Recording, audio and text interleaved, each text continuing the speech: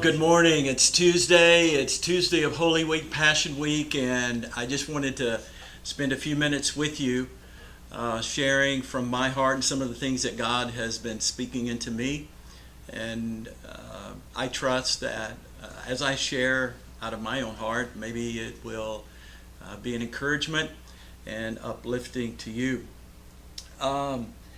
One of the things that caught my attention this morning when I came into my office, by the way, I'm speaking to you from my office here at church, was this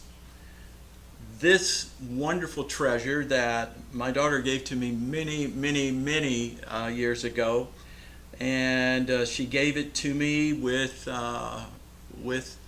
the sense of kind of it portrays our relationship, for which I am incredibly grateful, because I know I know that I didn't always get it right when I was at that point with my own kids, of raising up our kids. There are days you regret. There are seasons maybe that you regret. But I didn't always get it right, but hopefully got it right a whole lot more than missed the mark. But there was that occasion when my daughter gave me this as kind of a representation of our relationship. And what really kind of got me to thinking about it is that there was a moment in over the years since she gave this to me. We've moved a few times, and there was a point in one of our moves that that the head fell off. It got broken off.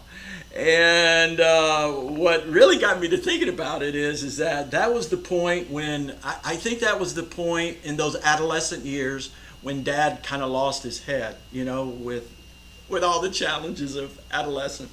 But this really is one of my treasures, and particularly the reason why I started thinking about it this morning is because I also see this as really reflective of God's desire to have meaningful and personal and intimate relationship with us. And I'm just going to personalize it.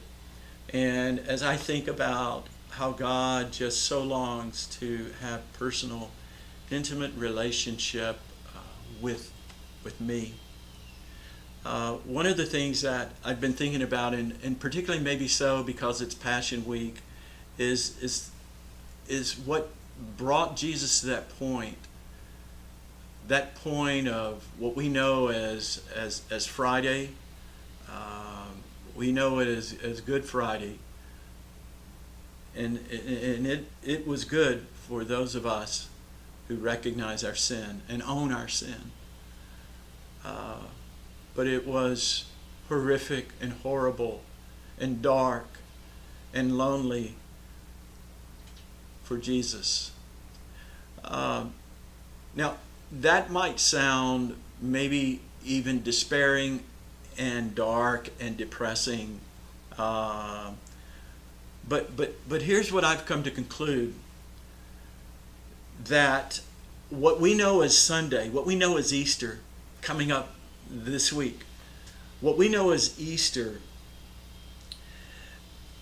Friday gives life, and it gives color, and it gives meaning, and it gives energy to Sunday. I think we have to really own what took place on that Friday.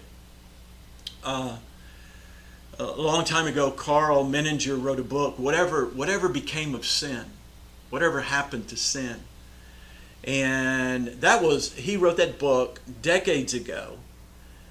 But what has happened since that time is that mankind, culture, has done everything it can to eradicate sin, to minimize sin, to find all kinds of ways to explain the human condition apart from God. the whole idea of responsibility, personal responsibility. But I really do believe that it is when we truly own our own rebellion, our own sin, our own separation from God. Until we do that, again, it's almost as if that Friday and that following Sunday are just other days. But it is when we own our sin that we have a whole new level of reason to celebrate what happened on that first Easter Sunday. Time and time again, the scriptures are so clear in how determined God is to have relationship with us. How desirous God is that we know the forgiveness of our sin, the canceling out of our guilt before a holy God. You go back all the way back to the Old Testament, and you see the covenants that God made, that God made with Abraham, that God made with Moses, and you see those covenants again, and the seal and the guarantee of those covenants being the blood. And then there was a moment in time when about 7 centuries before the birth of Christ, that God spoke through his prophet Jeremiah. And this is what was recorded and what God revealed to Jeremiah on that occasion. The day is coming, says the Lord, when I will make a new covenant with the people of Israel and Judah. This covenant will not be like the one I made with their ancestors when I took them by the hand and brought them out of the land of Egypt. They broke that covenant, though I loved them as a husband loves his wife.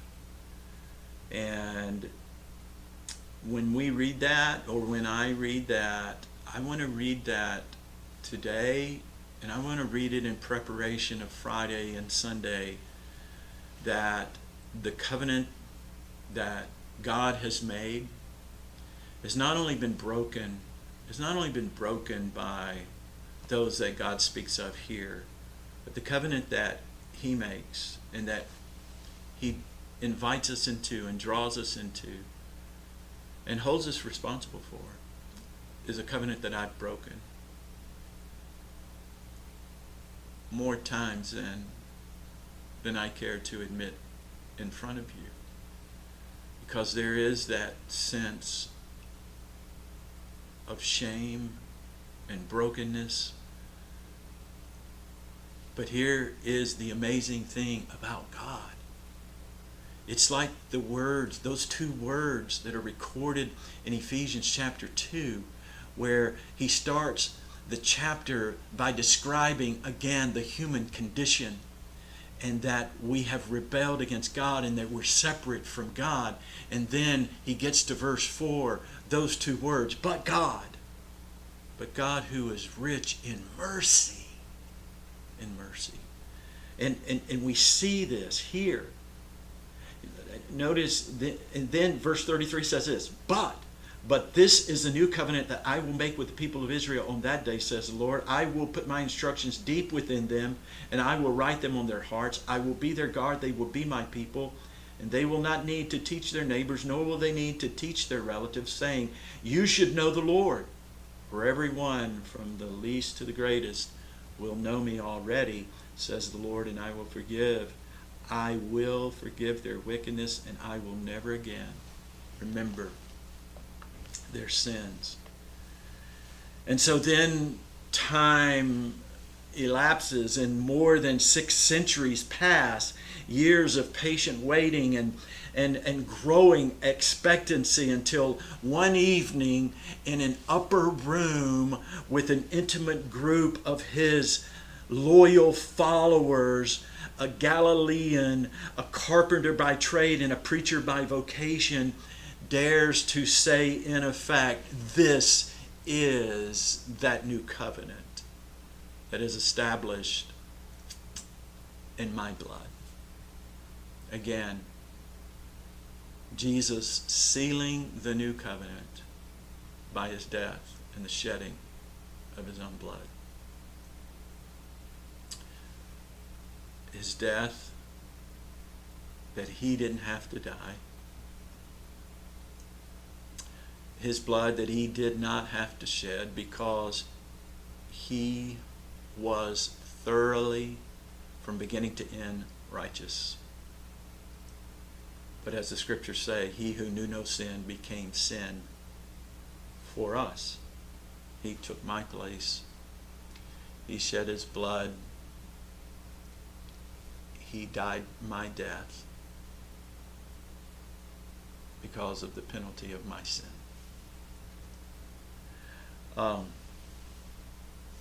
Horatius Bonar lived in the 1800s and has often been called the Prince of Scottish hymn writers.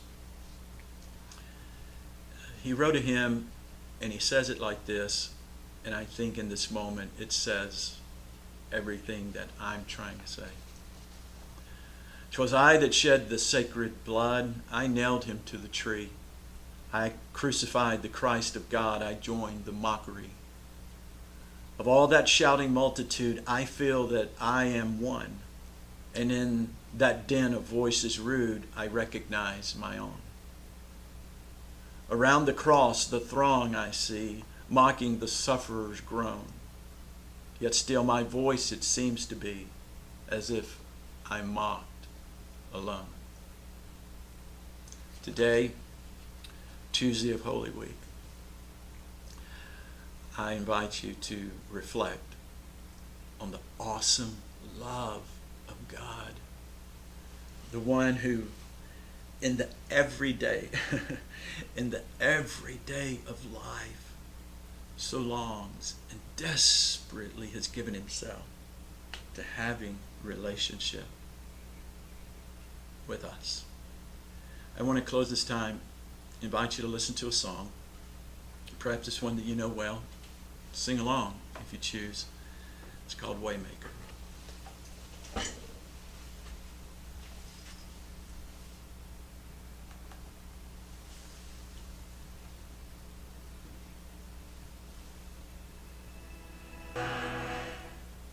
Go out today with this word ringing in your heart and in your soul. Forgiven. Forgiven.